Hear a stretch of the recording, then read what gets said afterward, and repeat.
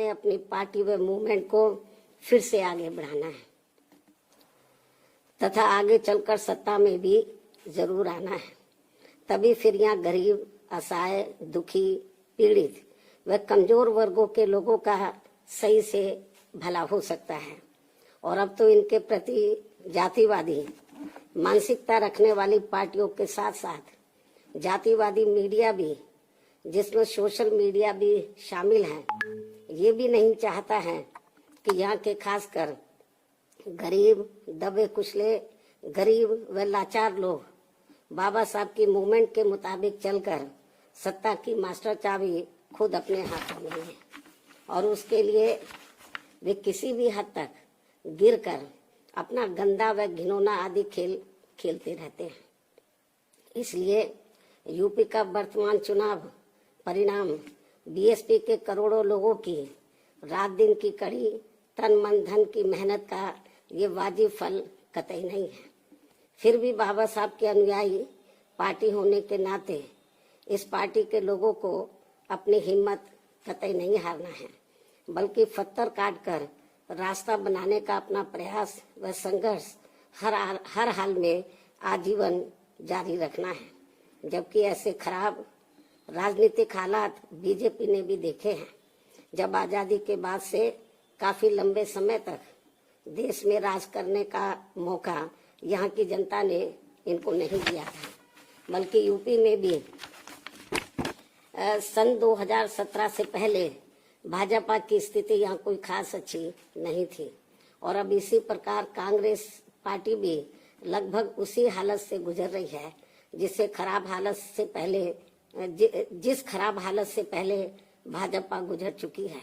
इसलिए कल आए चुनाव परिणाम आगे के लिए सबक, जिसके परिप्रेक्ष्य में यहाँ मैं ये कहना जरूरी समझती हूँ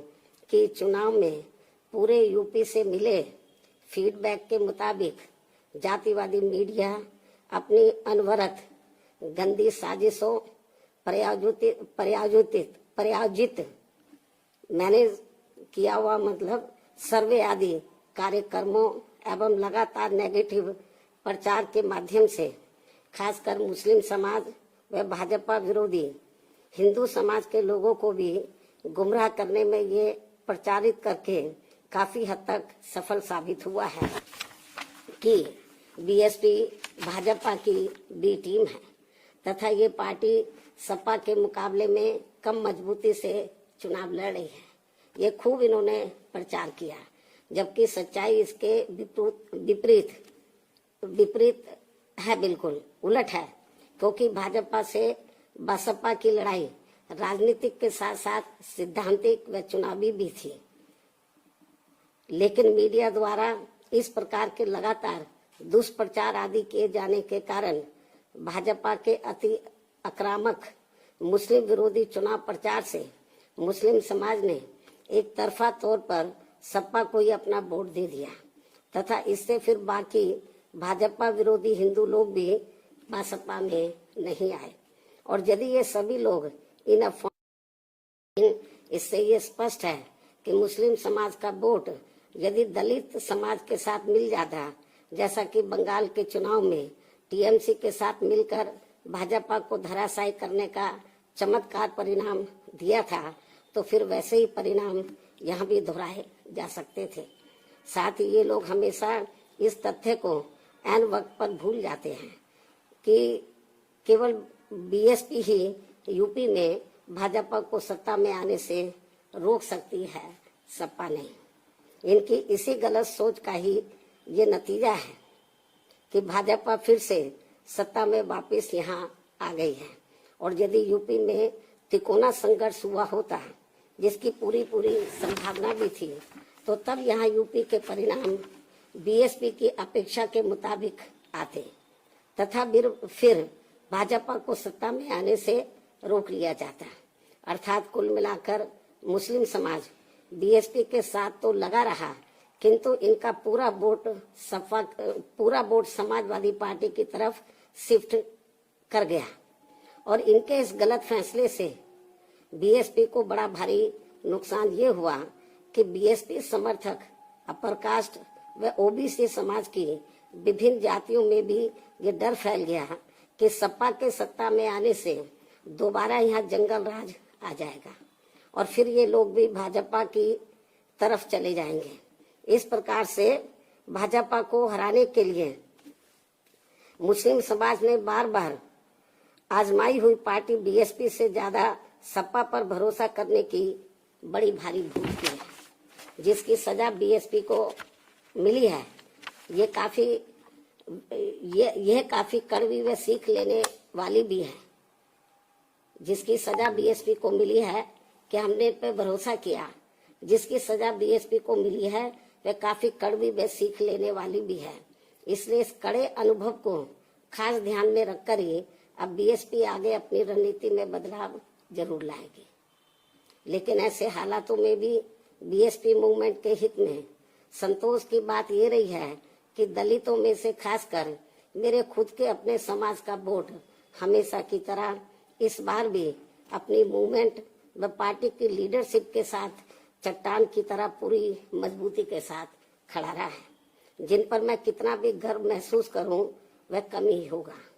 तथा उनका जितना भी मैं आभार प्रकट करूं वह कम ही होगा। और अब मेरी उन सभी से ये भी अपील है कि उन्हें अपना मनोबल बिल्कुल भी नहीं गिरने देना है, क्योंकि बाबा साहब के अनुयायी कभी भी अपनी हिम्मत नहीं हारते हैं तथा वे अपना संघर्ष लगातार जारी रखते हैं। सफलता फिर एक दिन झक मारकर हमारे कदम जरूर चूमेगी। हमें बाबा साहब के कारवा को न रुकने देना है न झुकने देना है। साथ ही हमें ये भी मानकर चलना चाहिए कि अब बुरा वक्त खत्म होने वाला है, क्योंकि पूरा खून पसीना बहाने के बावजूद भी जो यूपी का इस बार परिणाम आया है तो उससे बुरा और क्या हो सकता है। अर्थात पार्टी के लोगों को निराश व हताश कतई नहीं होना है और अपने स्वाभिमान व मूवमेंट की सफलता के लिए पहले की तरह ही पूरे जी जान से पार्टी के कार्य में लगे रहना है। साथ ही इस बार यूपी में पार्टी की अपेक्षा के मुताबिक नतीजे नहीं आने को लेकर फिर से मैं उन्हें ये कहना चाहती हूँ, इस बार चुनाव में मुसलमानों का वोट एक तरफा सपा की ओर जाते देखकर दलित वर्ग में से मेरे खुद के समाज को छोड़कर बाकी सभी हिंदू समाज ने सपा के रहे गुंडा, माफिया, आतंकी व भ्रष्ट राज को याद करके तथा ये सोचकर कि कई हिंदुओं का वोट बंटने से सपा सत्ता में वापस न आ जाए, इसके डर से इन्होंने बीजेपी की नीतियों व कार्यशैली से दुखी व परेशान होते हुए भी अपना एक तरफा वोट बीजेपी को अंदर ट्रांसफर कर दिया, जिसने फिर बीएसपी को सन 1977 में कांग्रेस पार्टी की हुई स्थिति की तरह यहाँ चुनाव में लाकर खड़ा कर दिया है। हालांकि इसके बाद फिर अगले हुए चुनाव में कांग्रेस पार्टी पूर्व की तरह यूपी सहित देश के अन्य राज्यों में भी पुनः सत्ता में वापस आ गई थी। कहने का तात्पर्य ये है कि राजनीति में कभी कभी वर्तमान की तरह ऐसे उतार चढ़ाव भी आते हैं जिससे अपनी पार्टी के लोगों को भी दुखी होकर शांत बैठने की बजाय या इधर उधर भटकने की बजाय बल्कि ऐसी बदली हुई परिस्थितियों का भी मुकाबला करने के लिए अपनी वर्तमान रणनीति में परिवर्तन करके आगे बढ़ना होगा। और इसके लिए बाबा साहब के राजनीतिक जीवन संघर्ष व उनकी सोच को भी ध्यान में रखकर अपनी पार्टी के जनाधार को फिर से कैडर के जरिए आगे बढ़ाना है। साथ ही इस मामले में हमें ये भी याद रखकर आगे बढ़ना है कि कांग्रेस ने बाबा साहब को अपने रास्ते का रोड़ा मानकर इनको सीधे चुनाव में कामयाब नहीं होने दिया था, लेकिन उन्होंने इससे भी अपनी हिम्मत नहीं हारी थी और फिर यहाँ जातिवादी व्यवस्था के शिकार हुए लोगों को एकजुट व संगठित होकर उन्हें राजनीति में आगे आने की भी सलाह दी थी, ताकि फिर वे सत्ता के जरिए अपना खुद का विकास व उत्थान आदि कर सके, जैसा कि हमने यूपी में 4 बार करके दिखाया भी है। साथ ही उन्होंने उस समय कांग्रेस जैसे अन्य उन सभी जातिवादी पार्टियों से भी अलग रहने की भी सलाह दी थी जिनकी जातिवादी सोच में कोई परिवर्तन नहीं आ रहा था। इसलिए इन सब बातों को ध्यान में रखकर अपनी पार्टी के लोगों को फिर से यह अपनी पार्टी व मूवमेंट को आगे बढ़ाना है। इन्हीं जरूरी बातों के साथ ही अब मैं बीएसपी के सभी छोटे बड़े पदाधिकारियों, कार्यकर्ताओं एवं अनुयायियों के साथ साथ सब समाज के उन सभी लोगों का भी हृदय से आभार प्रकट करती हूँ जिन्होंने बीएसपी को जिताने के लिए यहाँ रात दिन काफी कड़ी मेहनत की है तथा पूरे तन मन धन से भाजपा को हराने के लिए यहाँ लगे रहे हैं। साथ ही उत्तराखंड व पंजाब राज्य के भी पार्टी के अपने सभी छोटे बड़े पदाधिकारियों, कार्यकर्ताओं एवं अनुयायियों का भी मैं पूरे तय दिल से आभार प्रकट करती हूँ जिन्होंने वहाँ पार्टी को कामयाब बनाने के लिए अपनी पूरी कोशिश की है। हालांकि इन राज्यों में भी हमें उम्मीद के मुताबिक सही सफलता नहीं मिली है, जिसका पार्टी को काफी दुख व चिंता भी है। वहाँ भी हम लोग वर्तमान जो राजनीतिक हालात चल रहे हैं तो उसको ध्यान में रखकर हम लोग आगे की रणनीति बनाकर अपनी पार्टी और मूवमेंट को आगे बढ़ाएंगे। और अब मैं इन्हीं जरूरी बातों के साथ ही अब मैं अपनी बात यही समाप्त करती हूँ। धन्यवाद। जय भीम व जय भारत।